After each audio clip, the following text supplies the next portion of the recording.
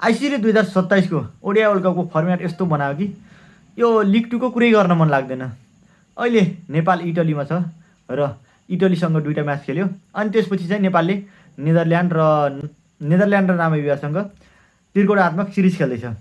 र यो सिरिज जो फर्मेट सार्वजनिक गर्नभन्दा अगाडि चाहिँ एकदम इम्पोर्टेन्ट थियो।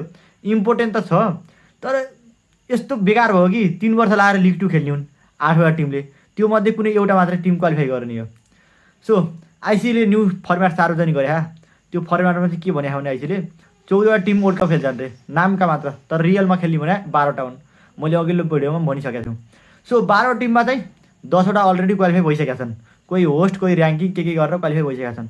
अब बाँकी 2टा टिम चाहिँ क्वालिफायर खेल्दा आउँछन् होइन। अनि त्यहाँबाट 2टा टिम मध्ये कुन खेल्छ भन्दाखेरि सायद आयरल्यान्ड होला होइन। आयरल्यान्ड पनि नेपाल युएसए युएईसँगै क्वालिफायर खेल्छ।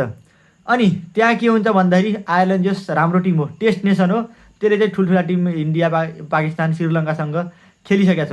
सो बिट गरिहाल्छ एनिहाउ। अनि त्यसपछि आयरल्यान्ड पुगिहाल्छ। अब एउटा टिम मात्र पुग्ने हो। एसोसिएट यत्रो 3 वर्ष लाएर लिग 2 खेलेका 8वटा टिम छन्, त्यो मध्ये जम्मा एउटा टिम मात्र पुग्ने हो वर्ल्ड कपमा। अनि यत्रो 3 वर्ष लाएर लिग 2 खेले त्यो कामै भएन। अरू क्वालिफायर खेलेर इटली अनि अरू देश पनि आउन सके पछाडि क्वालिफायर खेलेर। सो यो लिग 2 को इम्पोर्टेन्स त अलिकति घट्दै गएको छ। तैपनि अब कुरा गर्नै पर्यो। नेपालले अब 21 जुलाईबाट लिग 2 खेल्दैछ। पहिलो म्याच चाहिँ नेपालले नेदरल्यान्डसँग खेल्दैछ र योभन्दा अगाडि चाहिँ नेपालले टियुमा खेलेको थियो। ल अनि त्यसपछि के छ भन्दाखेरि नेदरल्यान्ड र नेपाल बिचको अब लिग 2 ओडिआई कुराहरू चाहिँ नेपाल र नेदरल्यान्ड अहिलेसम्म 7 पटक भेट भएछन्। त्यो मध्ये चाहिँ ओडिआईमा 7 पटक भेट भएको छन्। अनि नेपालले चाहिँ 3 पटक जितेको छ अनि नेदरल्यान्डले चाहिँ 2 पटक जितेको छ। अनि नेदरल्यान्डको चाहिँ इन्ट्रेस्टिङ कुरा के थियो भन्दाखेरि नेदरल्यान्डको के म्याच सोल्ड आउट हो क्या। सो क्रिकेटरले चाहिँ त्यो इन्स्टाग्रामबाट अनि त्यहाँबाट यत्रो 3 वर्ष लाएर लिग 2 खेल्ने हो, अनि त्यहाँ जम्मा एउटा टिमको लागि क्वालिफायर त्यो अलिकति त्यो भएन भन्थे। अनि त्यस एसोसिएट टिमका प्लेयर्सले चाहिँ आइसिसीको यो ओडिआई वर्ल्ड कपमा चाहिँ फर्मेटमा मिले छैन भनेर त्यो गरिरहेछन्, अहिलेसम्म आवाज उठाइरहेछन्। सो लेट्स सी पछि के हुन्छ होइन। तर यो त राम्रो त हुँदै भएन। के भयो भन्दाखेरि आइसिसीले के गर्यो भन्दाखेरि इन्डिया र पाकिस्तानको म्याचलाई प्रायोरिटी दियो। वर्ल्ड कपमा धेरै टिम खेलुन् भन्ने प्रायोरिटी दिएन। इन्डिया पाकिस्तान कसरी बनाऊ र कसरी चाहिँ पैसा कमाऊ भन्नेतिर फोकस गरे कि आइसिसीले साना टिमलाई ग्रो गरौँ अनि क्रिकेट जस ग्रो हुन्छ अनि फुटबलको लेभलसम्म पुऱ्याउँ भन्ने त्यो सोच चाहिँ राखेको छैन। आइसिसीले के सोच राखेको छ भन्दाखेरि इन्डिया र पाकिस्तानको भेट गरौँ, जतिसक्दो धेरै दाम कमाऊ, अनि इन्डिया अस्ट्रेलियाको भेट गरौँ अनि जतिसक्दो धेरै दाम कमाऊ। आइसिसीको सिम्पल प्लान नै हो। सो अब लिग 2 इम्पोर्टेन्ट, यो फर्मेट सार्वजनिक गर्नभन्दा अगाडि चाहिँ एकदम इम्पोर्टेन्ट थियो। अहिले अब फर्मेट सार्वजनिक गर्यो, इम्पोर्टेन्ट त छ तर त्यस्तो पुरै खत्रै इम्पोर्टेन्ट भन्ने छैन।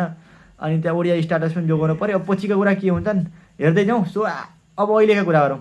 नेपालले चाहिँ लिग 2 खेल्दैछ नेदरल्यान्ड र नामिबियासँग र त्यसको लागि प्र्याक्टिस म्याच नेपालले चाहिँ जर्सीसँग खेलेको थियो। अनि त्यहाँ जर्सीसँग चाहिँ प्र्याक्टिस म्याच जित्यो। मैले अगाडि इटली भने होला, सायद इटली होइन जर्सी हो। अनि त्यसपछि चाहिँ अहिले अब 21 जुलाईबाट नेपाल र नेदरल्यान्ड सुरुवाती चरणमा खेल्छन्। अनि नेदरल्यान्ड चाहिँ नेपालभन्दा बलियो हो भन्न चाहिँ कसरी मिल्छ भन्दा नेपालले नेदरल्यान्डले 2023 को ओडिआई वर्ल्ड कप खेलिसकेको छ, जहाँ चाहिँ जम्मा 10वटा टिम सहभागिता थिए। सो नेदरल्यान्ड चाहिँ बलियो भन्न मिल्दैन किनकि 4 चोटि नेपालले हराइसकेको छ अनि 3 चोटि चाहिँ नेदरल्यान्डले हरायो। तर 2023 को ओडिआई वर्ल्ड कप खेलेको छ नेदरल्यान्डले। सो एउटै लेभलका हुन् भन्दा हुन्छ, तर 2023 को ओडिआई वर्ल्ड कप खेलेको थियो। सो वर्ल्ड कप खेल्नु ठुलो कुरो। अनि अर्को एउटा इन्ट्रेस्टिङ कुरा के छ भन्दाखेरि 7 चोटि भेट भएको छन्, त्यहाँ चाहिँ 4 चोटि नेपालले, 3 चोटि चाहिँ नेदरल्यान्डले हरायो। अनि त्यसपछि हाम्रो लिग 2 को अर्को नामिबियासँग म्याच हुन्छ, त्यसपछि नेदरल्यान्ड, त्यसपछि नामिबिया, 4वटा म्याच खेल्छ। 4वटा मध्ये पोइन्ट एकदम इम्पोर्टेन्ट छन्।